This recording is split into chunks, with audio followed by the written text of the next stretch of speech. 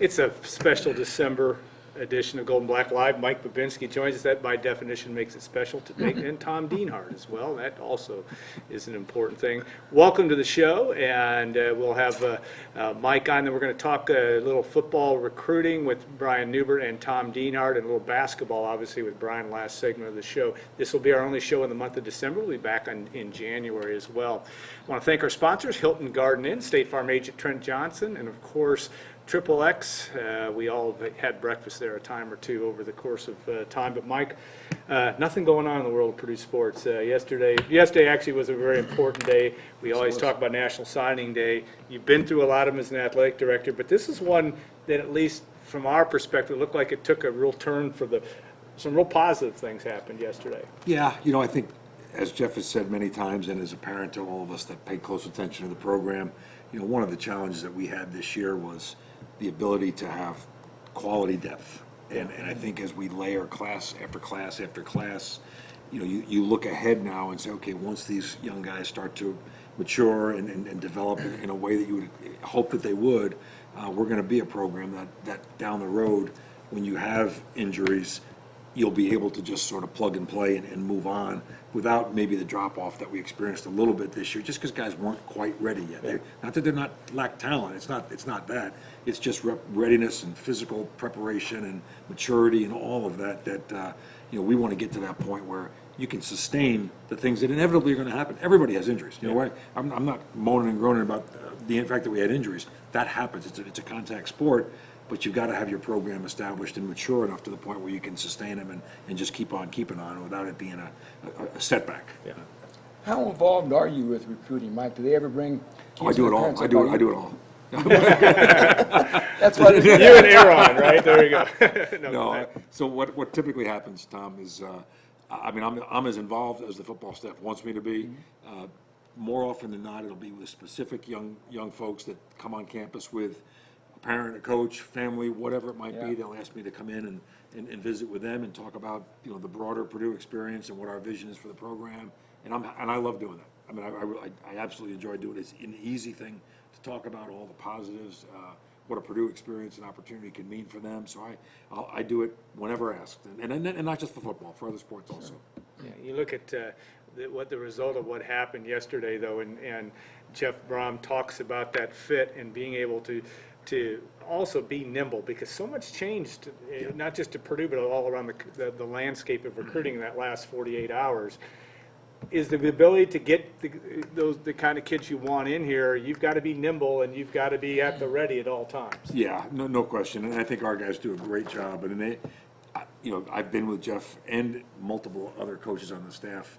It doesn't matter what day, what time, that phone is on fire all the time. There's always something. There's always an exchange that typically relates to recruiting, one way or the other, that's going on. It is virtually a nonstop enterprise and an activity that you're reacting to things that are happening. You're trying to get out in front of and anticipate opportunities or challenges and just put yourself in the very best position. And I think our guys are as tuned into that as you possibly can be. Mike, there's a lot of bells and whistles for Jeff and company to sell. Yep. I guess if you can say, what other bells and whistles does he ask you for that he think would really enhance his sales pitch? You know what? Jeff is as low maintenance and no frills when it comes to that. He would tell you, and he's told me multiple times, hey, we have what we need. I ask him, we ask him, hey, let us know. If there are things that if there's a gap somewhere that we can help try to address, then let's do so.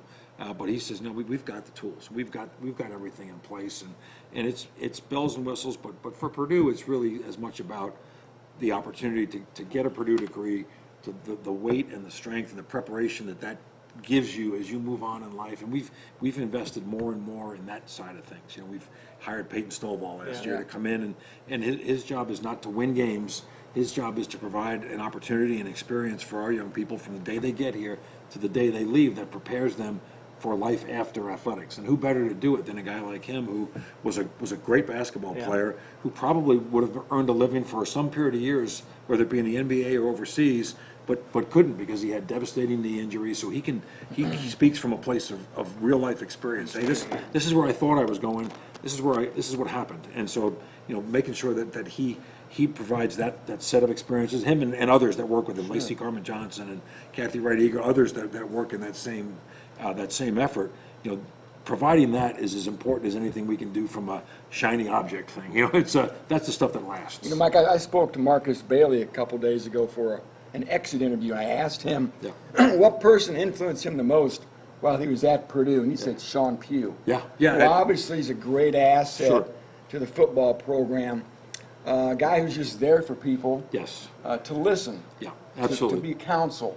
And you know Sean. I know Sean. He's a great guy. Yeah, absolutely, and that's all part of that same effort. I mean, it's, you know, sometimes, not just football kids, but particularly we're talking about football players. Yeah. I mean, they want to speak to somebody who has no influence or no impact over playing time, over evaluating them as a football player, but just provide them with a friendly ear, with some advice, with some support if things are happening in their life, whether it be here at campus or back home, that are challenges, because everybody has it. Everybody's got stuff, you know, it's just it's a fact of life. And I think Jeff bringing Sean with him and investing in that position is a sign of our commitment to help these guys through whatever comes their way during their career at Purdue. Well, and in others, we guess that we had your two new sports psychologists, Yeah, are relatively yeah. new, another Yeah. example of it as well. No question. Trying to make it an experience for kids, because they got, I mean, you were a student athlete. Yeah.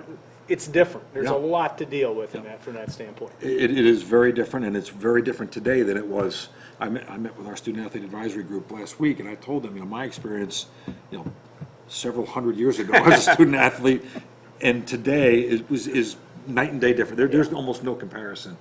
The pressures that they come with, the expectations that they're expected to live up to, the instantaneous feedback that people get these days, wanted or unwanted, and rude or civil, you know, all of it comes at them, right or wrong, and equipping them with the tools and the skills to be able to deal with that and sort of put it aside and make it productive, not destructive, is part of our job these days. It's a new part of our job, but it's part of it. You know, the mental health aspect. I spoke to both of those people, and the unmet need was incredible. Yeah. I guess along those lines, Mike, I wonder to myself, are there any other personnel gaps in the athletic department to fill unmet needs that maybe you foresee, or heck, maybe there's something you don't even foresee? You know, I don't think there's anything that's just a complete miss right now in terms of that. I think we've tried, and there, you know, there was lots of good things in place, but I think as we look at it today, there aren't a lot of things that we say, boy, we don't have anybody doing that. I think we've got somebody doing about everything that needs to be done. Now, do we have enough of everything? I think that's something we evaluate as we go forward, you know, day in, day out. But it's all, you know, availability of resources. What can we support? What can we all afford to do? And that's a reality of our operation. But I think we've got most things covered, as you mentioned, with Dr. Dawson and Dr. Fultz in our sports psychology area. The day they got on board, they had to, you know, they were full 8 to 5. I mean, all day, every day, Yeah. and it's that way, you know, every single day. I'm glad you put their names out there, because I've gotten to know them a little bit, but I couldn't pull their names out. Yeah. Mike always helps us out. We appreciate it. All right, your job also is a big part of flying the jet at 35,000 feet. A lot going on in the world of Division I and NCAA related sports. Likeness, all those types of issues. But maybe let's first talk about a hot topic that has been in college football: the transfer portal, redshirt rules. How do you see that from your perspective evolving? Is it a good thing from your perspective? How do you look at that? You know, I think there are multiple sides to that whole debate. I think the transfer portal as a mechanism is a better system than we had before. You know, having to go ask for permission to transfer, and then may I go to this school or that school or the other school, created just a really weird dynamic that wasn't working very well in the modern era. It just wasn't. You know, young people, want more flexibility, want more freedom, and the system didn't provide it. Well, the transfer portal provides that. They no longer have to ask permission. They're now giving notice, basically, that, hey, I've made a decision that I want to explore other opportunities. Now, on the opposite side, once they make that decision, you know, we can then say, okay, that's fine. You know, we then have the opportunity to reduce or pull back their aid and sort of move on to the next opportunity for us. And I think that's fair. So I think the transfer portal itself is fine as a mechanism. I don't think in and of itself that has exacerbated the transfer frequency. That was coming anyway. Yeah. And that was already here. There's so much of an expectation that if I come to school X, if I'm not playing right away, the lack of patience and willingness to sort of put your time in and wait for the opportunity is again a new thing. I mean, it's gotten short. The string has gotten shorter and shorter and shorter. Everybody wants it now. They want immediate opportunity, immediate gratification, whether they're ready or not. And there are people in their ear back home or elsewhere that are saying, "Hey, my gosh, how come you're not playing? What's going on? Are you were this in high school, and you ought to have an opportunity. You're better than this person." And so there's all that noise that sort of has really aggravated the transfer situation. And that, again, I don't have an answer to that. I mean, that's just part of the environment today. But I personally, and probably at odds with some of our coaches, I would like to see us ultimately move to it. This won't happen in the near term because the NCAA board has put a moratorium on any transfer reform. I would like to see, given the reality of today's world, every student athlete have an opportunity to transfer, regardless of sport, one time, and be immediately eligible. Every sport. Now, you've got that in a bunch of sports right now. Yeah. There's a one-time transfer exception for everything except football, men's and women's basketball, baseball, and maybe one or two others. Everybody else can do it. I think you ought to be able to do it for everybody. And that counts your grad year, your undergrad year. You sort of get one mulligan. You get one opportunity to say, you know what, I made a bad choice, or there's a better opportunity for me. I get to do that without penalty. Let's go play. If you do it a second time, you can still do it, but you sit a year the second time, regardless of whether it's grad year or undergrad year. That's my simplistic sort of one-size-fits-all. I don't know if we'll ever get there, but I think that's where the Big Ten as an entity is. If we ever get to advance that, we will, with that as our approach. Mike, I'm going to take the jet a few thousand feet higher. Oh, my gosh. New commissioners coming in. Yes. You've seen all the love letters to Jim Delaney. Just real quick, a couple of things you think really make his tenure remarkable, and even more importantly, Mike, looking forward with the new leadership, do you foresee any changes within the Big Ten in any way, shape, or form for the major sports? Sure. So let me start with Jim. Jim's tenure, I think, first of all, the longevity is 30 remarkable. years. Remarkable. I mean, it's almost impossible to believe that he's been doing that for 30 years. I was at a conference last week in New York, and the reason I went was because it was one of Jim's last public addresses where he was, he had a 45-minute interview on stage, as did every other major sport commissioner, every other major conference commissioner. And I would tell you that if you needed to wonder why Jim was who he was, all you had to do was watch that interview. I mean, it was beyond impressive. I mean, he's just such a strategic, high-level thinker, and his ability to see around the corner particularly over the last 20 years of his tenure, once he's kind of really settled into that job, has positioned our league in a way that is to every one of our institutions' great advantage.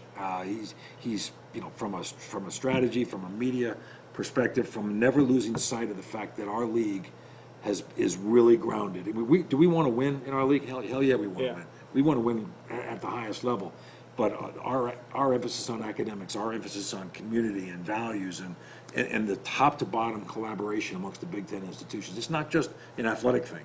I mean, it's the provosts get together, research. I mean, it's a complete university integration because it's the most powerful collection of universities in the country, and the big all these big land grant schools that have a mission, and we're all together. So his ability to never lose sight of that and sort of sell out for athletic success, I think is an untold part of his legacy. He never ever let us. He never let the tail wag the dog in terms of that, and I think that's really powerful and not often recognized. But I see that, and I saw it from a distance when I wasn't in the Big Ten.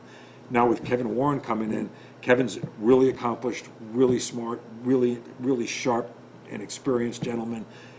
Kevin will, as Jim has pointed out, and as Kevin has said, I have a different voice. I have a different set of experiences that I bring to the table. He's a very student-athlete centric commissioner. He will, not that Jim wasn't, but for Kevin, that the support of our student athletes and how we how we do the things around them, some of the things we talked about earlier that we're trying to do locally here. Yeah. He's going to want to do that on a conference-wide basis and make sure that everybody is fulfilling that commitment, because that's really important to him. You know, he's got a son right now who's a student athlete, I think, at Mississippi State, and so he's seen it through his eyes. Kevin was a student athlete himself, as Jim was, so that he's got a different lens that he's going to view this thing through, and I think that it'll be different.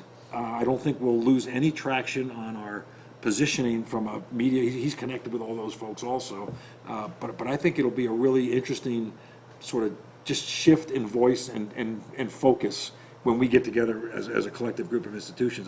And I think not unhealthy. I think it'll be a very healthy change and probably one that will help continue us to move us forward. And 20 years from now, do you think there'll still be 14 teams in the Big Ten? You think it'll be bigger? 20 years from now? I may be gone. I sure as heck will. I can guarantee that. I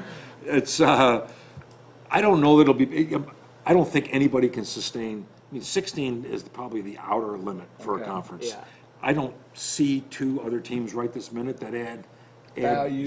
that would be worth the effort, that are even geographically, contiguous to us. Unless our friends, up the street here ever decide to get into a conference. Don't know if that'll ever happen or not. That would be one, but I don't know who would be the partner. So I mean, I don't see any momentum right now for it to get bigger. But the whole world is such in a state of, who knows what's next, given all the state legislature and congressional involvement. It's a very much a sort of a moving target and like a amorphous, an amoeba right now. Nebulous. Yeah. In case you were wondering who he was referencing, it's US 25, or Indiana 25, the state road, US 31 will get you to that location, just in case. And Mike is very much involved, has a history at that institution as well. I think one of the things that's interesting, too. It's a nice way to put it. Yeah, you have a good history, by the way. He's a very fine baseball player. But you look, though, also at in Tom's question about 20 years, but the next 5 years, even in athletics, is it, with the image and likeness issues and more of a focus, and maybe with the new commissioner, is that what's next? Is everything is really being geared more and more towards the student athlete experience, not only because of the money that may be involved someday, but is that, do you think, the next frontier in terms of what you're dealing with from a strategic standpoint for student athletes? I do think so, and I think what's missing right now from the conversation is the recognition of how much has been done. Yeah. I mean, I think we've all turned in that direction over the last 3 to 5 years. I know since I've been here at Purdue, it had already begun before I got here, but we've accelerated the pace of what we do in support of, from a nutrition perspective, from an academic support and physical academic support service area, the sports Mental psychologist, health. the mental, all those things. Peyton and his position, student athlete development, an additional investment there. But that message has not reached the broader public, and it certainly hasn't reached those in government that are throwing stones, like every California, day at North us. Carolina, There's just a lack of recognition, I think, as to what the experience really is like these days and how much it's grown in quality and depth and support. But that'll continue, and I think we won't go backwards on that. We'll probably find ways to try and advance that, and some of it, to me, some things that strike me. We already have a medical insurance commitment beyond someone's opportunity here in college, that we take care of them for a couple of years after. I mean, could that potentially expand? I could see government folks saying, well, that ought to be for 10 years, not 2 years. Yeah. So I mean, that could come.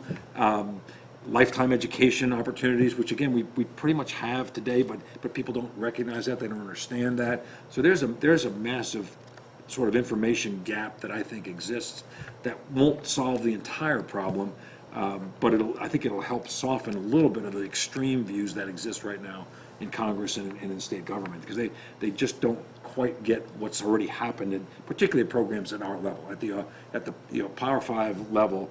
There's been massive investments made in support of all of our athletes. Mike, we're seeing the south end zone, scoreboard's coming down. Yeah, it Trucks is. out there. Yeah.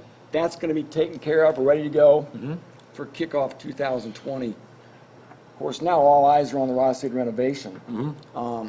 If you kind of could give viewers, I guess, a timeline as best you can. I know it's hard, maybe impossible to do, but at least a vague idea of when a shovel could hit the ground and where you're at with the planning stages, the fundraising stages and whatnot. Sure, it's easier to say, address the last couple than it is the first one, because the first one depends a lot on the last two. So from a planning perspective, we have, the architects populace has completed a schematic design process, which means that they've come up with a bunch of concept drawings, and a little bit more in depth than that sounds. I mean, it was a significant effort, and they delivered that about 2 weeks ago to us here. That set of drawings and concepts has now been turned over to what's called an owner's technical representative, which is a major construction firm that will do a cost estimating exercise on those drawings and a potential phasing, sequencing, constructability, we've got wonderful concepts. Can you do it? Can you actually do it or not? And so, I can draw some things up and somebody, construction guy will say, well, you can't do that. So that exercise will happen over the next probably 2 months, if optimistically would be my thought. My guess is the number will come back and be one that will cause the blood to drain out of my Never goes out of my down. body. Yeah, goes down. so we'll have to deal with that, and then sort of probably adjust our thinking scope and figure out ways to engineer it or adjust our plan into what we think is achievable from a fundraising perspective.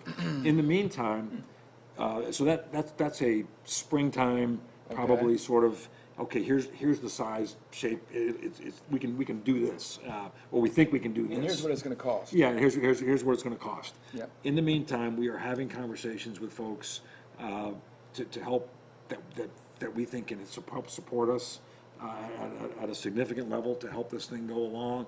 Those conversations have been very positive. The first one to come to fruition was the Roman family with their unbelievably generous, the biggest gift we've ever gotten at Purdue Athletics. Purely philanthropic. There's not a business piece to it. It's a gift and one that we are incredibly grateful for, and is a great first domino to fall in this effort. We've got to have things happen at that scale if we're going to raise the funds to make this happen. So that is underway. Will continue to be underway until we get it done. Quite honestly, and until we get it done, we won't have a full project. Now, could we potentially do this in phases? That's certainly a possibility. It'll be up to the owner, the construction folks, to tell us how you might phase that, how it can be broken down into chunks that doesn't drive up costs dramatically or cause disruption in a season. So there's lots of ground to cover. When you do a renovation that's as significant with a stadium that's as old as ours, it's a complicated puzzle. It's just not an easy. It's not an easy thing. We're not adding an addition onto the back of a house here. This is an integration and a change in lots of different ways that we'd like to accomplish. I love the concepts. I think we've got some really exciting, forward-looking concepts that have been developed. Can we come by and look at them? Well, if I knew we were going to do them all, I'd show you. But it's moving along. It's an exciting project. I think everybody that sits in the meetings is really energized. We've got a food and beverage consultant, we've got a graphics consultant, we've got a Wi-Fi, we've got people, all sorts of experts involved with this thing. So we're trying to touch every potential opportunity to improve the Ross-Ade experience, and I'm extremely hopeful that we'll get it all done, but it's going to take a little time. This is not a snap your fingers exercise. And we've got Rorman Field, Mike. Yes.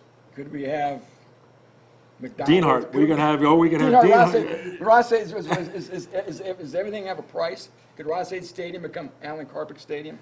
No, Or McDonald's no, Stadium? I don't But foresee they might that sell happening. something, and he did for a couple of reasons. One Yeah. is financial capacity. Yes. The main reason is that it is Ross-Ade Stadium. Yeah. That's not going to change. Right. That's written in, that's grandfathered in. That is not changing. That is not changing. Now, again, people see it's a change for us to have our field named, for sure. Yeah. But it is very much sort of standard operating procedure is, yeah. around the country. If you go, just look at our campus. Yeah. With every building has a name. That's how you get things done in a fundraising development environment, you offer opportunities. Some people choose to not. Some people want to be anonymous. Yeah. They don't want to have recognition. But those that do, if they've made an investment of a significant level, they deserve that opportunity. And so it'll be incumbent upon us to offer those opportunities if we want to get this done. Yeah, things like- it's the only way it gets done. Things like the pavilion, you could Yes, do, the absolutely. concourses. Plazas, all sorts of gates. Yeah. Gates, There's yeah. lots of different opportunities, clubs that will be developed as part of this new renovation will all be available as opportunities that we'd like to find somebody that would be, willing to invest to help support it. And Tom, in the fundraising Exciting. world, at least we've been asked. So he's asked us. No matter what, we've been asked, and that's important. You look at that, and then you look at just everything else that's going on in your department. Men's basketball, you've been very close to, from a Division I level, been the chair of the NCAA selection committee on down. Matt's got an interesting start to his season. He's got problems to solve. What are you seeing out of that outfit so far? What's clear to me is, last year when things got tight, late shot clock, end of game situations, you had two guys Yeah. that were more than willing and ready to step forward and say, hey, I got it. And Klein and Carson. Sure. And both were capable. I mean, both guys, and both guys did it at different times. That is yet to emerge in our current group, and I think that's something that will work hard to evolve. And maybe it's not a person, maybe it's a system, maybe it's an approach to how we handle late situations that guys will find a way to be comfortable with and execute. But to this point, I mean, that's clearly a change from the dynamic from last year to this year. We have a lot of talented players. I mean, it's just, I think it's a matter of them sort of finding their way. I thought it was great against Ohio to see Nogel really be aggressive. I saw him in the training room the next day. I said, man, was it fun to watch you last night? It was like you'd been set free, like the weight had been lifted, and you really were attacking and really impactful. And he's more than capable of being that guy, and that's what we need from him. And not just him. I mean, I don't by no means am I putting this on Nogel. Clearly, it's no secret. Aaron Wheeler's struggling right now to kind of find his spot or his niche, and his shot's not going down. But he's too talented a player for that to be the situation all year long. I gotta believe that he's ultimately going to find a rhythm here where he can contribute commensurate to the pure ability that he brings to the table. So I think it's going to be an evolution for sure. The league is going to be really interesting. What was 13-1 the home teams are in the first 14 Last games. night. And Michigan State barely got away And with it last night. they had all they wanted last night to try to win that Northwestern. one. So it will be a very challenging. Even the teams that have been traditionally sort of the lower rung of the league, there are no easy outs. I mean, everybody's going to Never be seen it a like load right now. No, it's really interesting. Last question, Tom, it's all yours. If you got Yeah, maybe 12-8 wins the Big Ten, right? Yeah, could Yeah. be. Yeah, just moving forward, I guess the Jeff Brom era, I think, has had to exceed your expectations to this point. Yep. And just to talk about the evolution, Sure. maybe how you've seen him since you hired him. Almost 4 years ago? Yeah. Sure. Well, 3 years. December Yeah. 5th, Yeah. 16. Yeah, 3 years in a week or two. But four signing Yeah, days. 4 signing Yeah, days. yeah.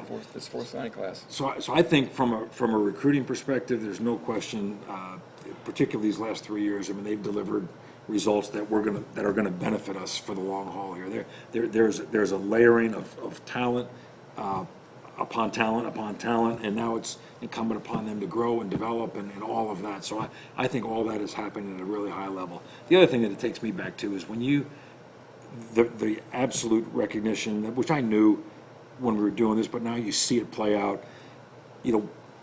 When you take over a program that, first of all, isn't one of the traditional powerhouses in and around college football, and was not at its peak. It was at its, conceivably at one of its lower points. The rebuild and the effort it takes to get it to a place of consistent success is significant. I mean, it's not a straight line exercise. You don't just go up and to the right. It's going to be a little bit of an up and a down. This year was a down for sure. It happened for lots of reasons. But I do think as I look ahead, and again, going back to that other, when you take over, if Alabama makes a bad hire, and they have a couple of years of struggle, you make the right hire, and it's really quick, easy to just dust that thing off, and you're running again. You're rolling at a high level. That's not our reality. That's not how we're situated. You know, ours is a situation where we're trying to. When I hired Jeff, I said I want to do something here that we've never done. I want us to get to a level that we've never been at and sustain that, and that takes effort and consistency and perseverance and living through some tough moments, and we're living through them. I mean, this year was this year fun for the coaching staff or for us? No, hell, it wasn't fun at any level, but it was part of it. It was part of that process, and what happened this year, I think, will pay dividends for us in the years ahead. If things stay together now, and these players develop the way I think they'll develop, given the experience that they had last year and the talent that they have, we have a chance to make, I think, a significant step from last year to next year on the field. You know, the piece that I can't go without saying, though, is how grateful, like unbelievably grateful we are to the way our fans stuck with us this year. I mean, it was beyond awesome. I mean, our players noticed that, our coaches noticed it, we all noticed it. It was spectacular, and I can't say thank you. There's no way to thank them enough for understanding, for sticking with those young guys and showing up. And students, fans, alumni, everybody. I mean, they kept coming, and that was great. And that will be part of the solution. I mean, that is part of it. I mean, I promise you that the payoff is going to come for all that, but we appreciate it right now, without a doubt. Yeah, that's Jeff Brom has made that message very clear yesterday as well in the National Signing Day press conference. All right, Mike, your 2 tokens for the year are done. It's before the end of the calendar year. We can't ask you back next semester, but we might anyway, because there's a lot of good stuff to talk about. I got one last really tough question. Sure. When you go to XXX, what do you get? Oh, man. He gets we should prep you in advance. The Iguanama, do you? Yeah, are you? No. For nothing that healthy, for crying out loud. That would ruin the experience. Yeah, You don't go to XXX for the egg white omelet. Yeah, Dwayne Purvis, All-American's a good one. Yeah, that's hard to beat. All right, we want to thank Mike for his time as always. We're going to take a 2-minute break, bring Brian Newbert in, and we'll talk a little bit about National Signing Day and more recruiting, and we'll finish up our final show of calendar year 2019 in 2 minutes. Stay with us.